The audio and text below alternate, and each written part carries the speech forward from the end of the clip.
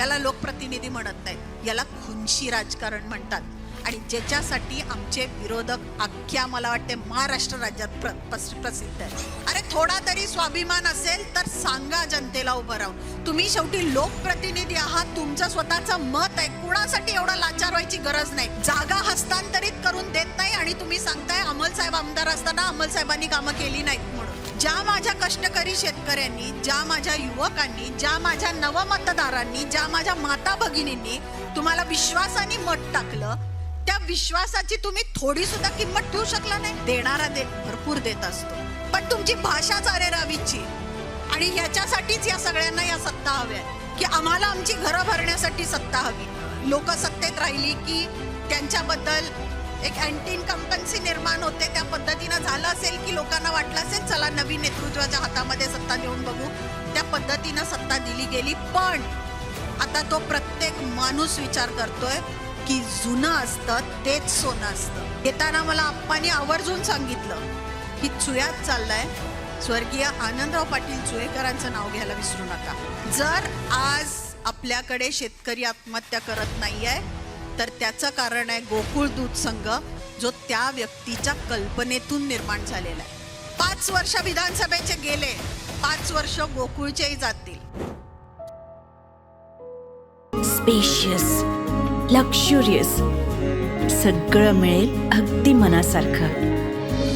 बटू builders यांचा नवीन गृहप्रकल्प गृहलक्ष्मी रचना. खरं तर माझ्या आधीच्या वक्त्यांनी तुम्हाला बऱ्याच गोष्टी सांगितलेल्या आहेत. आता फक्त मला तुम्हाला एक फरक सांगायचा आहे. निवडणुका आल्यात तुम्हाला माहिती आहे, आपल्याला मतदान करायचं आहे हे तुम्हाला माहिती आहे. तुम्ही दर 5 वर्षांनी मतदान करता का सगळे? कोणाला मतदान करता मी विचारणार नाही, कारण तो तुमचा अधिकार आहे. कोणाला मतदान टाकायचं हे तुम्ही टाकायचं आहे, त्याच्यावरती कोणाची जोर जबरदस्ती नाही. मतदान लोकांनी कुणाला करावं हे लोकशाहीमध्ये त्या माणसाला डॉक्टर बाबासाहेब आंबेडकरांनी अधिकार दिलेला आहे आणि तो त्याचा स्वतःचा अधिकार आहे.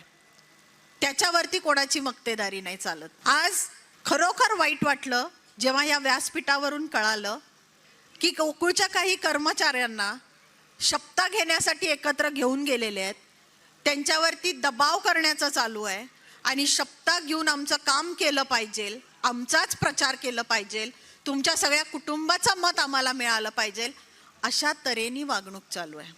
आज या गावामध्ये मी आहे, आज या व्यासपीठावरती मी उभी आहे. येताना मला आप्पांनी आवर्जून सांगितलं की चुयात चाललाय, स्वर्गीय आनंदराव पाटील चुयेकरांचं नाव घ्यायला विसरू नका. कारण त्या व्यक्तीने जर आज आपल्याकडे शेतकरी आत्महत्या करत नाहीये तर त्याचं कारण आहे गोकुळ दूध संघ, जो त्या व्यक्तीच्या कल्पनेतून निर्माण झालेला आहे. आणि त्याच्यामुळं आज शेतकरी जगतोय, कारण त्याला जोडधंदा गोकुळसारखा मिळाला. म्हणून मला असं वाटलं 2 मिनिटं ऐकल्यावरती की आत्ताचे जे संचालक आहेत ते जाऊन जर लोकांना उचलून घेऊन शपथा घ्यायला नेत असतील तर त्यांच्या वडिलांच्या पुण्याईवर जरा पण विश्वास राहिलेला नाही. अरे प्रेमाने माणसाला सांगितलं तर काहीही होतं. प्रेमाने दगडाला सुद्धा पाझर फुटतो. प्रेमाने त्या माणसांना सांगितलं असतं, अरे तुम्हाला आमच्यासाठी काम करायचं असेल तर करा, तुमचं टायमिंग संपलं नोकरीचं की तुम्ही आमच्यासाठी प्रचार करा, जर मनात असेल तर. आम्हाला मत हवंय तुमचं. अरे आज आपण मागायला जातोय त्यांच्या दारात, मागणाऱ्याकडे विनम्रता पाहिजे, जबरदस्ती नाही. मागणाऱ्याला मागता आलं पाहिजे. देणारा भरपूर देत असतो, पण तुमची भाषाच अरेरावीची. आणि ह्याच्यासाठीच या सगळ्यांना या सत्ता हव्यात. पण 2019ला यांनी खोटं काहीतरी चित्र लोकांच्या डोळ्यासमोर तयार केलं की आम्हाला आमची घरं भरण्यासाठी सत्ता हवी. लोकांना कदाचित त्यावेळेस पटलं असेल, एखादं खूप वर्ष एखादी लोक सत्तेत राहिली की त्यांच्याबद्दल एक अँटी इन्कम्पन्सी निर्माण होते. त्या पद्धतीनं झालं असेल की लोकांना वाटलं असेल चला नवीन नेतृत्वाच्या हातामध्ये सत्ता देऊन बघू. त्या पद्धतीनं सत्ता दिली गेली. पण आता तो प्रत्येक माणूस विचार करतोय की जुनं असतं तेच सोनं असतं. आता परत आपल्याला संधी, आता विधानसभेमध्ये चूक करू नका. 5 वर्ष विधानसभेचे गेले, 5 वर्ष गोकुळचेही जातील. आज विधानसभेची निवडणूक आहे आणि या निवडणुकीला आपल्याला आज एक निर्णय घ्यायचा आहे. आज आपण ज्या ठिकाणी सभा घेतोय त्या ठिकाणी जरा आजूबाजूला डोळे फिरवून बघा. काय अवस्था आहे गावाची. अहो, तुमच्याच पक्षाचे आमदार आहेत, तुमच्याच इथे त्यांचीच ग्रामपंचायत आहे, त्यांचेच एक संचालक इथे आहेत आणि गावात साधं कणभर काम करून घेऊ शकले नाहीत आमदाराकडून. ज्या माझ्या कष्टकरी शेतकऱ्यांनी, ज्या माझ्या युवकांनी, ज्या माझ्या नवमतदारांनी, ज्या माझ्या माता भगिनींनी तुम्हाला विश्वासाने मत टाकलं, त्या विश्वासाची तुम्ही थोडी सुद्धा किंमत ठेवू शकला नाही. आज प्रामाणिकपणे इथं बसलेल्या प्रत्येक चोयकरांनी सांगावं, तुमच्या गावामध्ये या 5 वर्षामध्ये तुमच्या आमदारांनी काय काम केलेलं आहे. आजही गावात रस्ते नाहीत, आजही गावात पाण्याच्या पिण्याचा प्रश्न आहे, आजही आजारपणं आहेत, कारण घाण आहे सगळीकडे. मगाशी रणजितनी सांगितलं की ग्रामपंचायतीमध्ये बसता येत नाही, एवढा दुर्गंध आहे. मग हे ग्रामपंचायत सदस्यांना आणि सरपंचांना कळत नाही. अरे थोडा तरी स्वाभिमान असेल तर सांगा जनतेला उभं राहून. तुम्ही शेवटी लोकप्रतिनिधी आहात, तुमचं स्वतःचं मत आहे, कुणासाठी एवढा लाचार व्हायची गरज नाही. तुमच्यात जर हिंमत आहे ना, तुम्ही आयुष्यभर नेतृत्व करू शकता. ज्या माणसाच्यात नेतृत्व करण्याची कला असते तो कोणाची लाचारी स्वीकारत नसतो. एवढी लाचारी स्वीकारून इथं नेतृत्व करायची गरज नाही. बरं, लोकांनी तुमच्या हातात ग्रामपंचायत पण दिली हो. तुम्ही साधा त्या रणजितला काम करायचं जरी असेल ना, तर तुम्ही ठराव सुद्धा ग्रामपंचायतीचे देत नाहीत. अमल साहेबांनी फंड देऊन हा लावणार कुठून. जागा हस्तांतरित करून देत नाही आणि तुम्ही सांगताय अमल साहेब आमदार असताना अमल साहेबांनी कामं केली नाहीत म्हणून.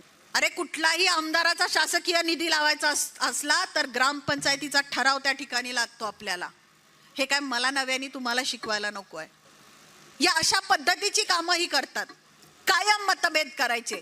लोकप्रतिनिधी हा सगळ्यांचा लोकप्रतिनिधी असतो. या मतदारसंघामध्ये 3,70,000 एवढं मतदान आहे, तर त्या 3,70,000 मतांचा तो पाईक असतो, त्यांचा सेवेकरी असतो.